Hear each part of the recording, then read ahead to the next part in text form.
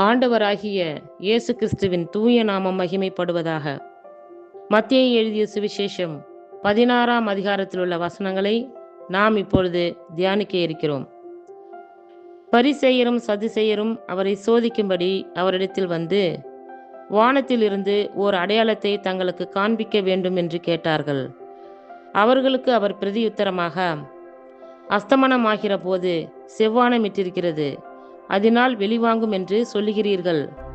உதயமாகிற போது செவ்வானமும் மந்தாரமுமாயிருக்கிறது, அதனால் இன்றைக்கு காற்றும் மழையும் உண்டாகும் என்று சொல்லுகிறீர்கள். மாயக்காரரே, வானத்தின் தோற்றத்தை நிதானிக்க உங்களுக்கு தெரியுமே, காலங்களின் அடையாளங்களை நிதானிக்க உங்களால் கூடாதா? இந்த பொல்லாத விபச்சார சந்ததியார் அடையாளம் தேடுகிறார்கள்.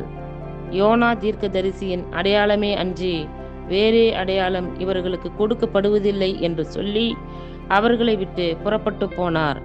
அவருடைய சீஷர்கள் அக்கறை சேர்ந்தபோது அப்பங்களை கொண்டு வர மறந்து போனார்கள். இயேசு அவர்களை நோக்கி, பரிசேயர் சதுசேயர் என்பவர்களின் புளித்த மாவை குறித்து எச்சரிக்கையாய் இருங்கள் என்றார். நாம் அப்பங்களை கொண்டு வராதபடியால் இப்படி சொல்லுகிறார் என்று அவர்கள் தங்களுக்குள்ளே யோசனை பண்ணி கொண்டார்கள். இயேசு அதை அறிந்து, அற்ப விசுவாசிகளே, அப்பங்களை கொண்டு வராததை குறித்து நீங்கள் உங்களுக்குள்ளே யோசனை பண்ணுகிறதென்ன? இன்னும் நீங்கள் உணரவில்லையா?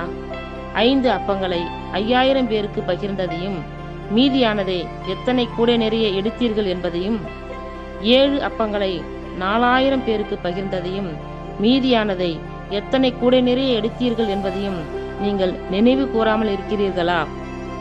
பரிசேயர் சதுசேயர் என்பவர்களின் புளித்த மாவுக்கு எச்சரிக்கையாய் இருக்க வேண்டும் என்று நான் சொன்னது அப்பத்தை குறித்து சொல்லவில்லை என்று நீங்கள் உணராதிருக்கிறது எப்படி என்றார். அப்பொழுது அவர் அப்பத்தின் புளித்த மாவை குறித்து எச்சரிக்கையாய் இருக்க வேண்டும் என்று சொல்லாமல் பரிசேயர் சதுசேயர் என்பவர்களின் உபதேசத்தை குறித்தே அப்படி சொன்னார் என்று அறிந்து கொண்டார்கள். பின்பு இயேசு பிலிப்பு செசரியாவின் திசைகளில் வந்தபோது தம்முடைய சீஷரை நோக்கி, மனுஷகுமாரனாகிய என்னை ஜனங்கள் யார் என்று சொல்லுகிறார்கள் என்று கேட்டார். அதற்கு அவர்கள், சிலர் உம்மை யோவான் ஸ்நானன் என்றும், சிலர் எலியா என்றும், வேறு சிலர் எரேமியா அல்லது தீர்க்கதரிசிகளில் ஒருவர் என்றும் சொல்லுகிறார்கள் என்றார்கள். அப்பொழுது அவர், நீங்கள் என்னை யார் என்று சொல்லுகிறீர்கள் என்று கேட்டார். சீமோன் பேதுரு பிரதியுத்தரமாக, நீர் ஜீவனுள்ள தேவனுடைய குமாரனாகிய கிறிஸ்து என்றான். இயேசு அவனை நோக்கி, யோனாவின் குமாரனாகிய சீமோனே, நீ பாக்கியவான். மாம்சமும் இரத்தமும் இதை உனக்கு வெளிப்படுத்தவில்லை, பரலோகத்தில் இருக்கிற என் பிதா இதை உனக்கு வெளிப்படுத்தினார். மேலும் நான் உனக்கு சொல்லுகிறேன், நீ பேதுருவாய் இருக்கிறாய். இந்த கல்லின் மேல் என் சபையை கட்டுவேன், பாதாளத்தின் வாசல்கள் அதை மேற்கொள்வதில்லை. பரலோகத்தின் திறவுகோல்களை நான் உனக்கு தருவேன். பூலோகத்திலே நீ கட்டுகிறது எதுவோ அது பரலோகத்திலும் கட்டப்பட்டிருக்கும், பூலோகத்திலே நீ கட்டவிழ்ப்பது எதுவோ அது பரலோகத்திலும் கட்டவிழ்க்கப்பட்டிருக்கும் என்றார். அப்பொழுது தாம் கிறிஸ்துவாகிய இயேசு என்று ஒருவருக்கும் சொல்லாதபடிக்கு தம்முடைய சீஷர்களுக்கு கட்டளையிட்டார்.